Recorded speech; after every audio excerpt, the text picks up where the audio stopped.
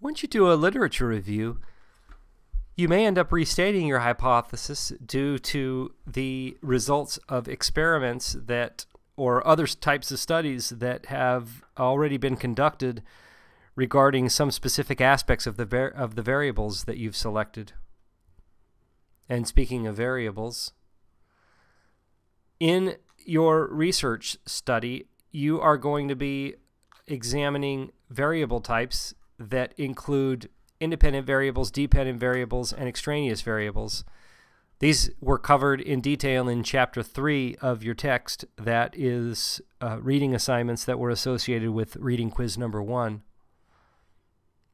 I've got a graphic. It may be hard to read, but I have a graphic representing a model of learning styles that was presented in the request for proposal. At least it was referenced in the request for proposal, and I'm not sure if Willingham referenced this or not. But I like this graphic because it shows different stimuli on the left-hand side of the graphic that might influence or affect the type of learning style or learning preference a learner might possess.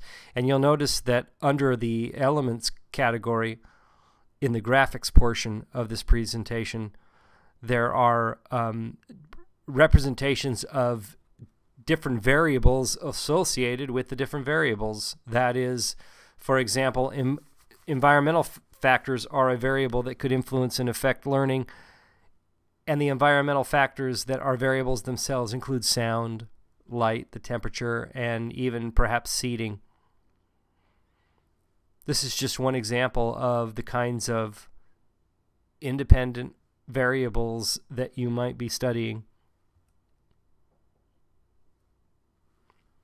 So in the two hypotheses that were presented earlier, math manipulatives and picture books represent strategies. That's one of the variable types that you need to be investigating. And then you have learning styles, which, again, kinesthetic learners were referenced in the hypothesis and the problem for the math-related research problem, and visual learners were referenced in the reading problem. In these cases, the independent variables for study could include learning styles as well as learning strategies, instructional strategies. And the dependent variables would all relate to learning. That is, the learning or the acquisition of math skills, the learning or acquisition of reading skills. Those would depend, apparently, on the two independent variables, the type of learning style, as well as the learning strategies implemented. Some of the extraneous variables would be those variables that would affect the dependent variable, but they're not the independent variable, and you don't want them to have an effect on the dependent variable. A good example of this would be doing a research study to determine whether or not math manipulatives, such as an abacus, would help kinesthetic learners acquire math skills better than other types of learners. If you were studying, say, 7-year-olds, this young boy looks like he could be 7 years old, and you were implementing a study, there are a number of variables that might influence or affect the dependent variable over a period of time. In this case, the dependent variable would be the learning of mathematics skills.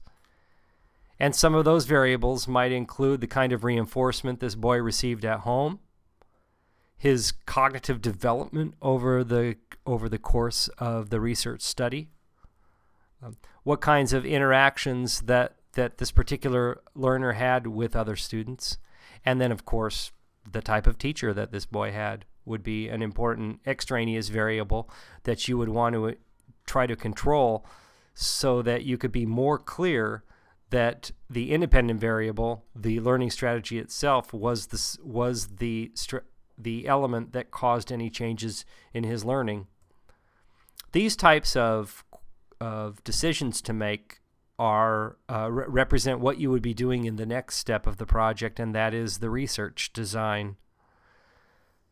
once you identify your hypothesis will state your independent and dependent variables, and then you need to decide based on the parameters of a study what design you're going to be implementing. And remember that you need to be implementing both quantitative, that is strategies designed to be experimental or quasi-experimental, those are listed on page 9, as well as a qualitative part of the study. And again, those research designs are also listed on page 9.